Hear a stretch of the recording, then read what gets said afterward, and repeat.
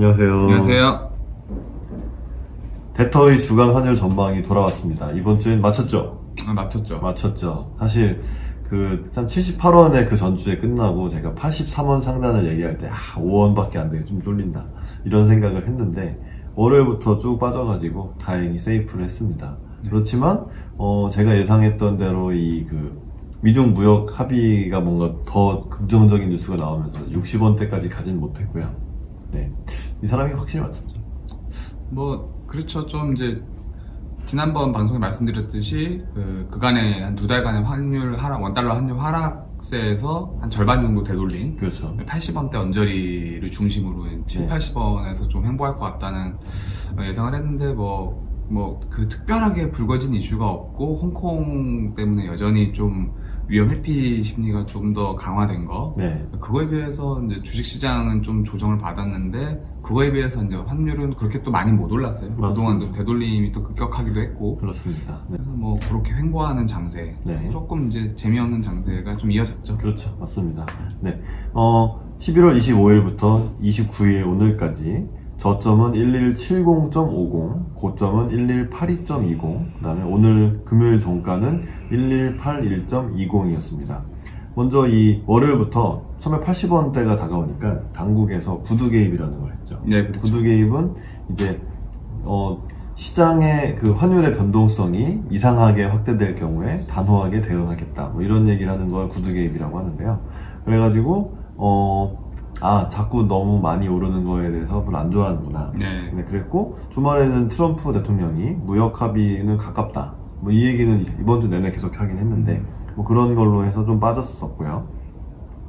그 다음 날에는 이제 중국 상무부에서 류허 중국 부총리랑 라이트하이저랑 문우신, 이게 미국 쪽 관리들이죠, 양방이 전화 통화를 했다는 소식에 따라서 환율이 더 하락할 뻔 했는데 이번 주에 이 MSCI 이거의 조정이 수요일 정도에 됐다고 하는데, 이게 뭐냐면요, 별거 아니에요. 그냥 이 세계 주식시장을 어느 비중으로 해서 어떤 벤치마크, 그러니까 이 펀드 투자를 하는 사람들이 이 주가 인덱스, 그러니까 가중평균한 어떤 인덱스 지수를 만들어 놓고 이거보다 수익을 더 많이 내야지 잘하는 펀드 매니저가 되는 그런 벤치마크 지수인데, 거기서 한국을 좀 줄인다 이러면은 한국은 그냥 안전빵으로 그 지수 안에 들어있는 비율만큼 가져가고 그런 건데, 거기서 좀 외국인의 주식 순매도 물량이 달러 매수세로 돌아오면서 하단이 지지되고 또 다시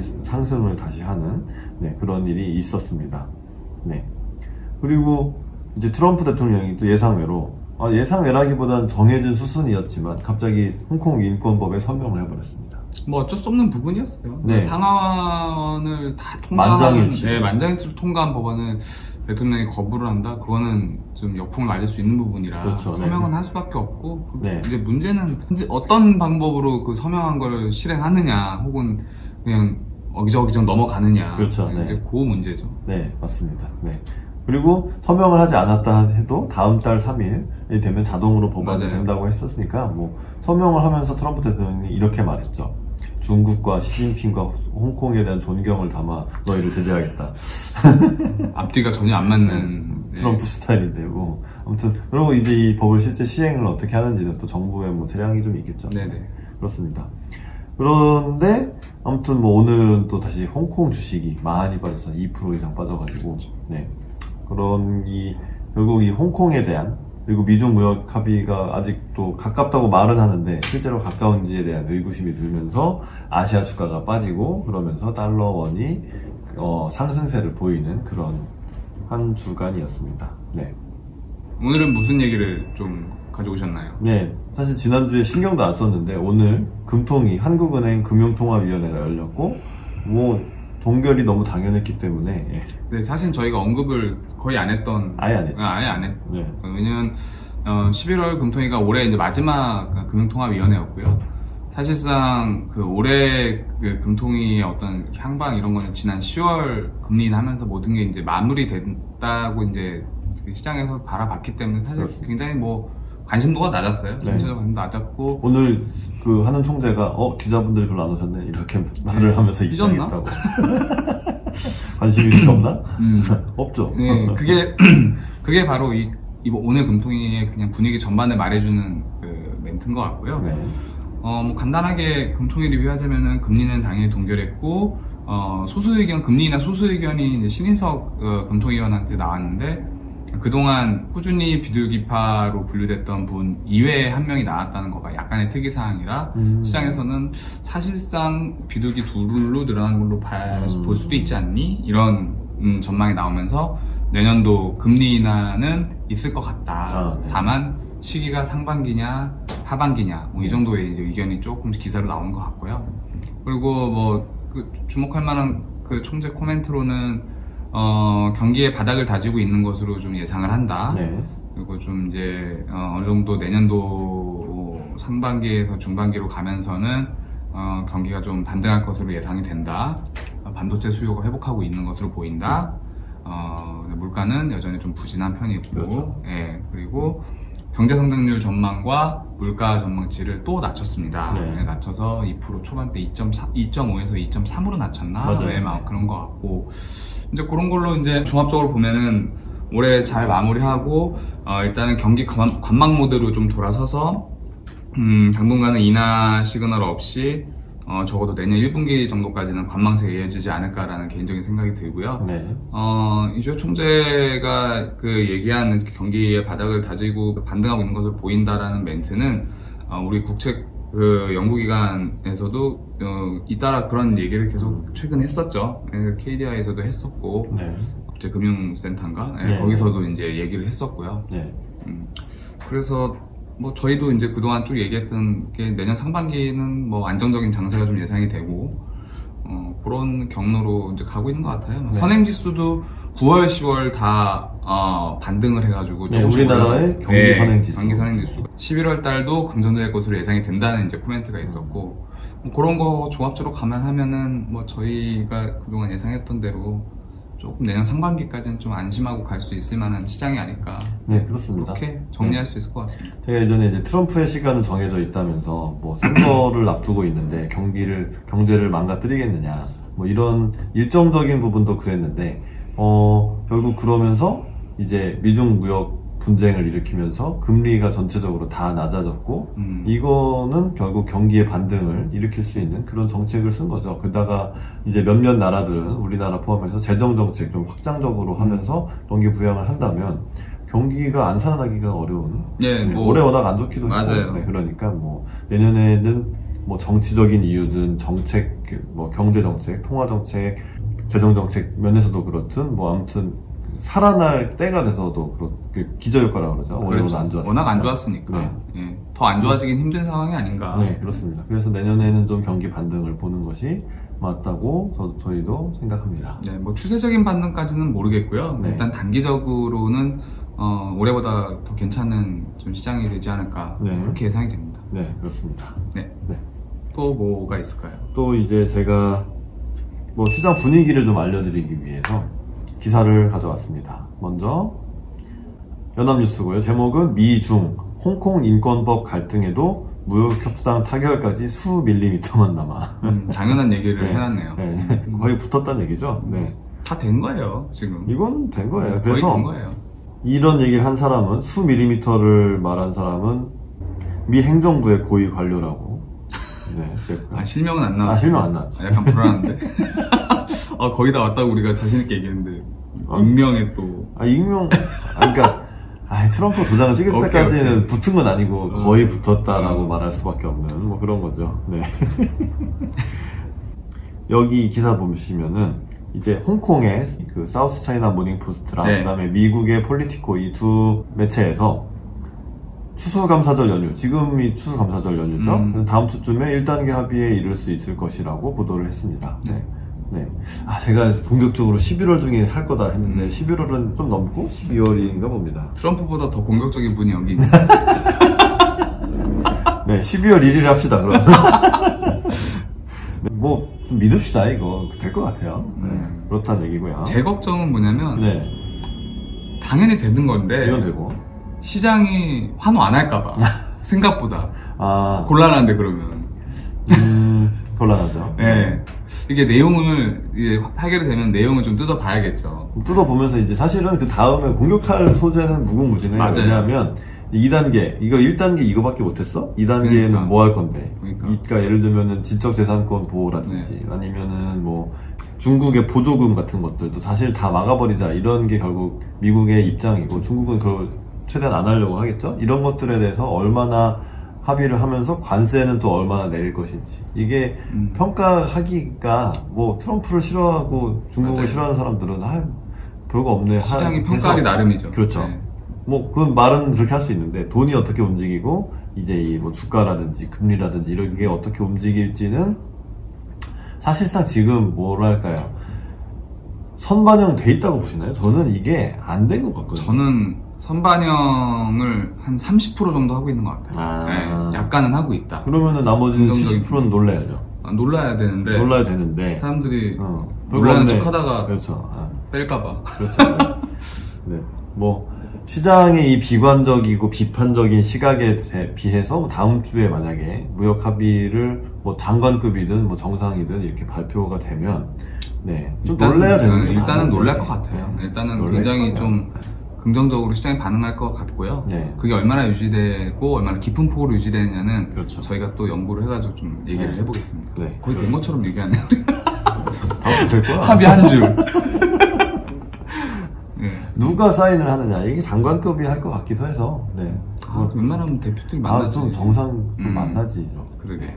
근데 약간 중국 입장에서는 이 홍콩 인권법 시기나 이게 미국에서 만들었는데 모양 빠지게 지금 바로 이렇게 만나가지고 약간 시진핑이 기는 모습을 좀 그걸 싫어하는 것 같아요. 그럴 수 있을 것 같아요. 그래서 장관급으로 다음 주쯤에 하거나 정상은 언제쯤 만날 것이다 뭐 이런 얘기를 하지 않을까 뭐 그런 예상이고요. 네. 기사 하나 더 있는데 이건 중국 얘기입니다. 또 연합뉴스고요. 중국 곳곳에서 뱅크런, 은행에 돈 찾으러 가는 거죠. 은행이 망할 것 같으면 빨리 돈 먼저 찾는 네. 사람이 임자잖아요. 그 다음에 가계부채의 이상 징후. 그래서 당국 대응이 시험대에 있다. 이거는 좀 무서운 기사네요. 그건 무서워요. 네. 그러면서 차트 이게 그림이 이게 블룸버그를 인용한 건데 은행의 13% 이상이 하이리스크라고 얘네들한테 돈을 빌려주면 위험도가 높다라고 중앙은행으로부터 평가를 받았다. 그래서 왜 등급이 이제 8등급, 9등급, 10등급들이 그렇죠. 있는 거죠. 신용등급. 네. 이런 보고서가 이번 주에 나왔다고 합니다. 중국 측에서요. 네. 그래서 이제 뭐 은행들, 이런 지방은행들 이런 데다가 뭐 서로 합병도 좀 시키고 그 다음에 가계부채도 좀 많고 이런 것들은 결국 중국의 경기를 하강시킬 위험이 있다. 네. 그래서 중국이 어떻게 대응할 것인가. 망하는 은행을 어떻게 놔둘 수는 없는 거고 대응을 할 텐데 네. 어떻게 대응을 할지.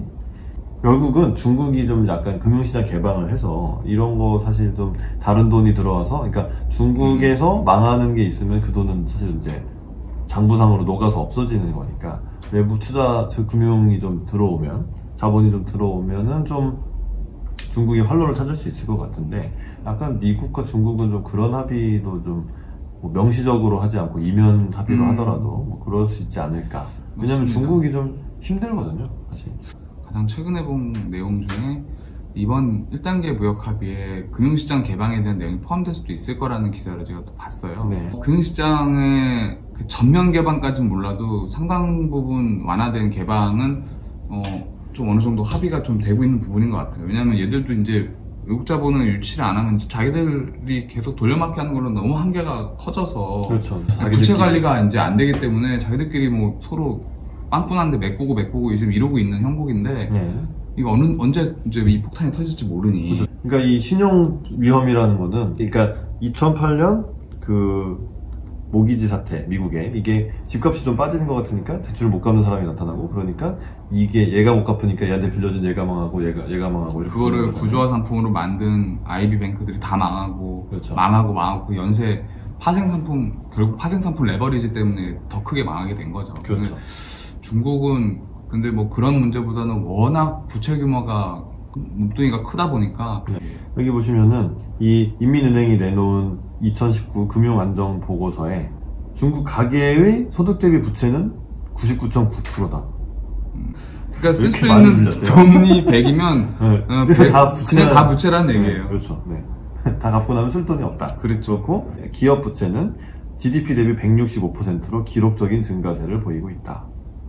이것만 있는 게 아니라 지방 정부도 또 이제 그 얘기는 없지만 그것도 따로 있기 때문에 그림자 금융이라고. 그렇죠, 그렇죠. 네. 지방 정부의 부채도 있고 국가 전체의 부채도 어마어마하고. 그렇죠. 이걸 어떻게 해결을 해야 될지 결국 네. 금융시장 개방을 그렇죠. 하면서 리스크를 분산하는 방법밖에 없을 것 같아요. 네. 그러니까 이제 금융이 그러니까 자본이 외국 자본이 들어가려면 어느 정도 투명성, 안정성 이런 걸 요구를 하니까 중국에서도 좀 제도를 바꿔야 될 필요가 있고 사실 이런 것도 계속 협상을 하고 있을 거다. 네. 네. 서로 필요가 한 거죠. 왜냐하면 그렇죠. 아직도 중국은 뭐 어쨌든 뭐 고금리 상대적으로 고금리니까 안정적으로 투명적하게 이자를 받을 수 있으면 자본이 안 들어갈 이유는 없는 거고 그러니까 들어가고 싶은 자본이 있고 중국 입장에서도 좀 돈을 좀 돌리고 이제 좀 썩은 부분 구조조정을 하다 보면 아무래도 힘드니까 네, 그런 이해가 맞아 떨어지고 있지 않을까. 네, 결국은 그렇게 갈 수밖에 없지 않을까. 네. 네, 그런 생각이 듭니다. 네. 그래서 중국은 힘들고 미국은 중국이랑 어쨌든 뭐 버릴 수는 없으니까 좀 이렇게 여러 찢어서 이렇게 하는 중인 것 같다. 뭐 그래서 잘 될 거다. 뭐 그런 얘기입니다. 네. 다음 주 환율 전망을 해보실까요? 네. 어떻게 보십니까? 자, 놀래야죠. 놀래야 돼요. 그래서 다음 주 합의하는 겁니까? 수 밀리미터가 이제 붙는 겁니까? 그렇죠. 네. 그 다음에 이제 이 얘기를 해야 되는데, 차트를 보면 제가 이제 200일 이동평균선은 지금 왔다 갔다 해요. 네. 근데 그 위에 60일 이동평균선, 120일 이동평균선이 82원, 85원 이 정도 사이에 몰려있어요. 그러면은 이거 이상 올라가기는 힘들고, 게다가 이번 주 월요일날 구두개입 나오는 게 딱 1180원 근처였기 때문에 85원은 거기서 머무르기는 힘들 거다. 찍더라도 다시 내려올 거다. 그래서 상단은 그래도 이런 정도는 뚫을 수 있으니까 86원 하단은 65원 네, 1165원부터 1186원까지 해서 놀래는 것으로 합의를 해서 놀랬어 이렇게 예상을 하겠습니다. 어떻게 보시나요? 거의 비슷하네요. 저도 좀 비슷한 맥락이고 다만 저는 다음 주에 놀래는 거는 아닌 것 같고 조금 이제 다음 주 놀래기는 좀 준비가 덜 된 것 같고 다음 주에 하면 진짜 놀랄 것 같아요. 다음 주에 좀 그래서 저는 하단은 한 1170원 네. 1170원 정도로 하고 상단은 88원 네. 그 정도로 해서 여전히 올라갈 확률보다는 이제 내려갈 확률이 좀 더 높다고 보고요.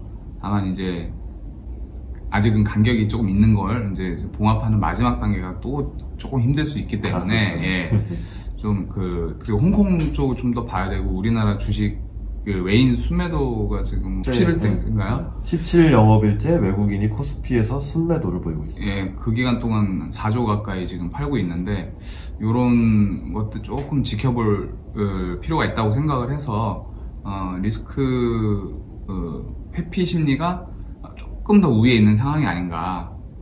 서프라이즈가 나오기 전까지는 네, 그렇게 해서 여전히 이제 한 70원 지금 레벨에서 어느 정도 움직이는 그런 장세가 이번 주랑 비슷한 장세가 되지 않을까 그렇게 예상을 해보겠습니다. 네, 알겠습니다. 네, 이 말씀 한번 드리고 싶었는데 이제 달러원 시장에서 수급 주체, 시장 참가자 누가 사고 누가 파느냐를 좀 알면 좋은데요. 일단 기본적으로 수출업자들은 달러를 받아서 팔아 해서 원화를 받아야 되고 수입업자는 달러를 사서 결제를 해줘야 되죠. 네. 그런데 우리나라는 어쨌든 무역수지, 경상수지가 흑자이기 때문에 네. 파는 쪽이 좀 더 많아요. 그래서 저는 기본적으로 환율은 가만히 놔두면 슬슬슬 내려가는 거다라고 보는데 여기에 그건 이제 경상적으로 늘 있는 것이고 여기에 이제 뭐 외국인의 주식이나 채권 투자 같은 것들이 들어오면서는 달러를 팔아서 원화 표시 자산을 사야 되니까 갑자기 더 많이 빠지게 만드는 게 이런 거고 그런데 이미 갖고 있다가 지금처럼 코스피를 외국인이 계속 팔면서 그럼 원화를 받았잖아요. 갖고 있는 주식을 팔고 원화를 받아가지고 이걸로 달러를 산다. 자기네들 갖고 나가는 갖고 나가려고. 네. 어쨌든 여기서 돈으로 캐시로 섞이느니 뭐 다른 나라에 투자를 하려면 어쨌든 그렇죠. 달러를 바꿔서 나가야 되니까 지금은 그런 수요가 좀 몰리면서 환율이 좀 올랐다. 네. 그래서 사실 환율을 정하는 거는 외국인이죠, 결국은. 네. 저는 그렇게 보고 있습니다. 네. 그렇죠. 네. 그런 측면에서 뭐 이런 외국인의 코스피 순매도를 저희가 중시하는 이유는 네. 이제 그런 거라고 이해를 해주시면 되겠습니다. 네. 네. 저희 구독을 눌러주시고, 네, 좋아요를 눌러주시고, 댓글을 달아주시면 매우 큰 도움이 되겠습니다. 네. 그리고 저희들의 이 의견은 개인 의견이고, 저희들이 다니는 은행과는 아무런 상관이 없습니다. 투자는 여러분 개인의 판단에 의해서만 하시는 것이고요. 저희들의 의견은 참고만 해주시면 되겠습니다. 네. 그러면 데터의 주간 환율 전망은 다음 주에 다시 돌아오겠습니다. 시청해주셔서 감사합니다. 감사합니다.